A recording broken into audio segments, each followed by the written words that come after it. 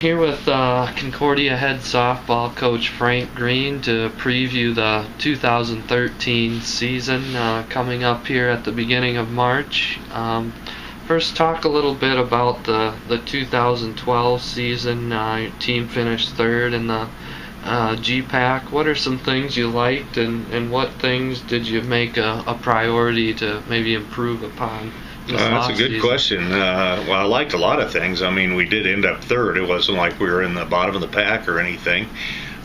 Anyway, I was happy with the kids' performance. I think we came a long way. The disappointing part of the season was the factor that we lost 10 games by 1 run. And it was very hard to manufacture runs last year. I didn't think our bunting was real good. And that's something we're working on right now to make a little better, to help the short game so we can move some people and maybe score that extra run when we need it. The other thing is, I thought the pitching did a good job last year. I just don't think we gave them enough run support to win games we should have won. So.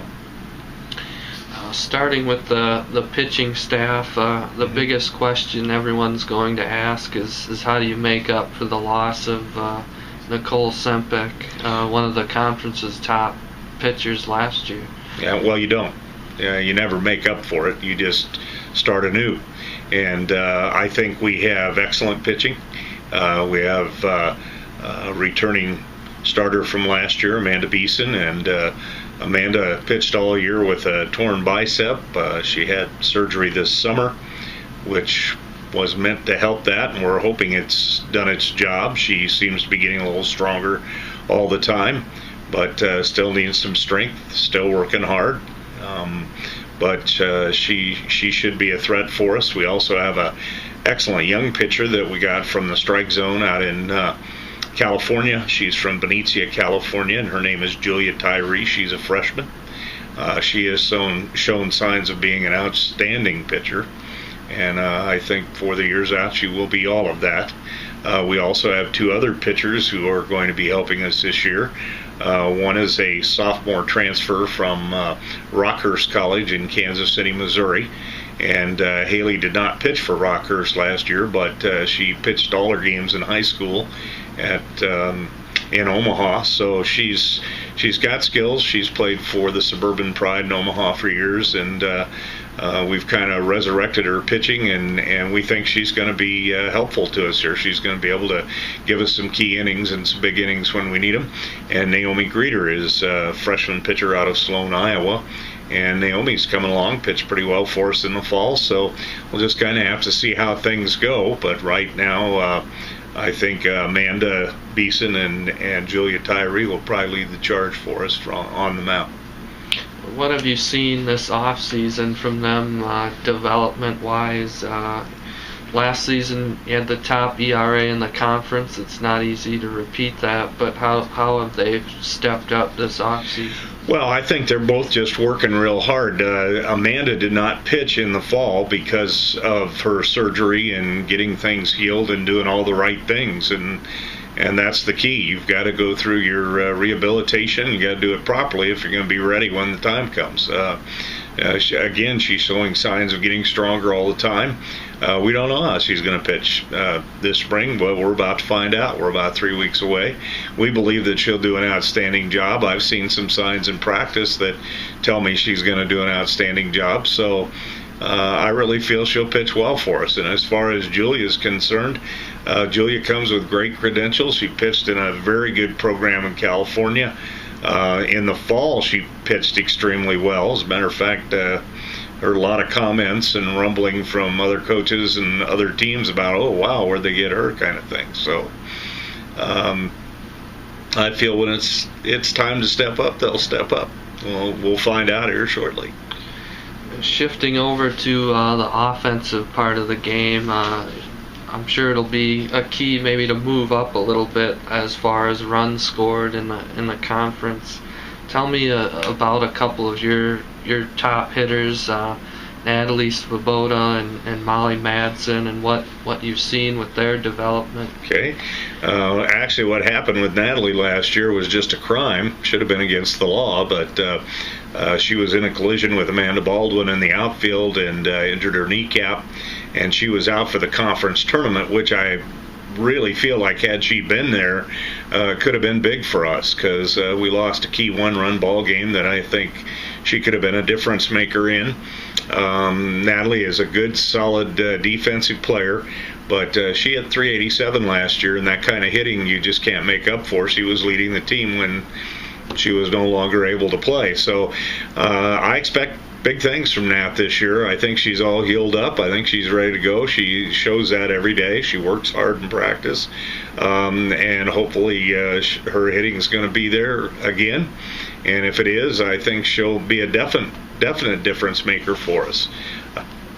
I also feel like Molly Madsen is stronger, and I'm not going to say quicker in the sense of being the fastest person on earth, but Molly has improved her speed, both her bat speed and her running speed, and she hit a monster home run in the fall that I think is just kind of a omen of maybe things to come, because she has that kind of skill. But I don't expect her to hit home runs. I want her to hit, consistently. And from what I saw in the fall, I think Molly will be one of our most consistent hitters. Both those two should be very good this year. And oh yeah, returners Shelby Morose and Nicole Mapes. Right, Shelby. If we get her healthy here, which I think we can, we'll be moving her over to shortstop. We think that she'll be a good player for us there. She's an excellent athlete. Her hitting's got to improve a little bit this year, but I think it will. She's been working hard on that. Nicole Mapes, I know her hitting's going to be a little better this year. I feel it just in what I've seen in her practice, and she's picked up on some things that she'd been struggling with before and doing really a good job with them. So I think she'll be more potent part of our offense. I think both of them will be. Defensively, both of them hard to beat wherever you put them. Nicole will be our left fielder, and she's just excellent out there. Got a great arm, got a good nose for the ball, does a great job for us. So both those players will play very, very well for us, I'm sure. If you could just run down some of the other positions that we haven't talked about, and what you think it'll look like. Boy, that's a good question. We don't know yet. Believe it or not, we're 3 weeks out and we don't know yet. Of course, we mentioned Natalie and Nicole in the outfield. We've got a senior and a junior and a sophomore all fighting for that other outfield position, and one of them, of course, will probably be a backup in the outfield, the other two will probably be backups in the outfield. Our outfield is solid. It's very strong. We've got Amanda Baldwin as a junior. We've got Angela Harstad, who's a senior. We have Reagan Doyle, and Reagan's just a sophomore, and you can be sure that all will see playing time. It's just a matter of how and when and how we decide to use them, because they all have multiple skills, and we'll just deal with that when we deal with it. We've got some new faces that hit the ball pretty hard, and we're going to see how they stack up, maybe use some of them in a DH role.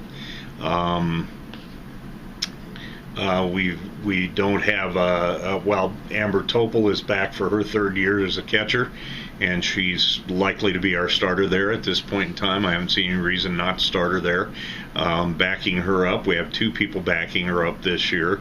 One is CJ Beving, and the other one is Elizabeth Maxwell. Maxwell, one of the front runners to play first base. We haven't decided on our starter there yet, but she's showing an awful lot of promise. We think that as a sophomore she could get that nod. Second base, we have a couple of people doing battle there. At second base, that's Julia Tyree when she's not pitching, and a young lady named Allison Porth, who is from Southeast Community College. She's a transfer. She's a junior. She's working at second base. And also Danielle Harstad has been working middle infield at both short and at second, so maybe some use there for her. I think we mentioned Haley Karstens earlier, the little pitcher from Rockhurst, but she's also a third baseman, also plays a little first base. So we've still got some things up in the air, but we'll find out a lot more when we go down to Friends and play down there March 1st and 2nd. our whole thing right now is to get ready for the conference. Everything else is just a game. We're trying to learn more, trying to win them, of course, but the real key is how do you do in the conference, because that's really what matters. So. And your team was picked fifth in the GPAC in the preseason poll. What has to happen to be fighting for a top 3 spot again this season? I think our question mark there, the reason we were picked fifth, because we lost Nicole Sempic, and so they don't know about our pitching at this point in time, and everybody says, okay, well, let's pick them fifth, and I'm going, that's fine. It really doesn't matter. They could have picked us 13th or 11th or whatever there are in the conference. It wouldn't have made any difference. It's what you do on the field. It's how you play. So it really doesn't matter. I think what we have to do is we have to, do all the logical things. Hit the ball well, run the bases well. We do have to improve our bunting, and I think everybody on the team knows that, and they're working hard at that. And then it's going to come down to the pitching, but all the pitching I've seen so far is going to be just fine. Give me a little bit of a summary of what to expect in the GPAC and why teams like Morningside, Northwestern, and Doane have been placed near the top in the preseason. That one's pretty simple. Morningside's always placed towards the top. They've never not been towards the top. They got second last year, I believe. The winner last year, or maybe I'm wrong there. Northwestern won the conference last year. I guess Doane was second, right?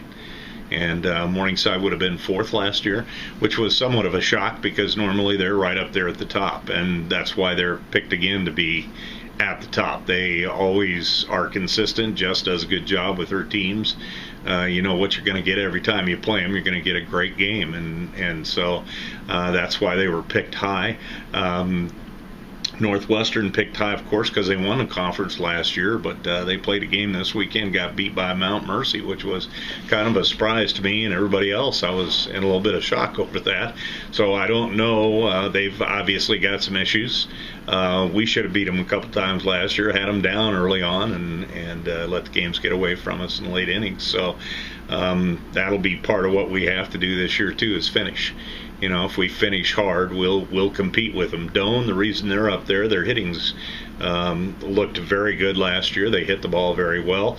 Weren't particularly strong in other areas, but that was a big one for them. They hit the ball extremely well. So if we pitch well and play good defense, we should be able to handle them. We beat Doane twice last year. We made 2 defensive errors in the conference tournament against them late in the game that cost us dearly, and we just can't afford to do that. So if we play good ball, we'll be right in there with them. You start the season March 1st with the Friends Tournament, as you mentioned. You'll be headed to California during the spring break. Right. What do you hope to learn about your team during those early season trips, and how well will those prepare you for the conference season? Oh, they'll prepare us extremely well. As a matter of fact, the second team we play is ranked 4th in the country, and that's Oklahoma City University. So I'm sure we'll get a good education there, and we're going to have to play well to beat them. They're tough. Phil's always got a great team. I coached with him over in Europe a few years back, and we're pretty good friends. And they're just always really, really tough. Oklahoma City University has won 7 national championships, so that'll be an early test that we'll find out a lot about ourselves at that point in time. We also play Central Methodist, who was 41-14 last year in the Friends Tournament, and Oklahoma Baptist, another very good team. They didn't have a great year last year, but they're always very competitive.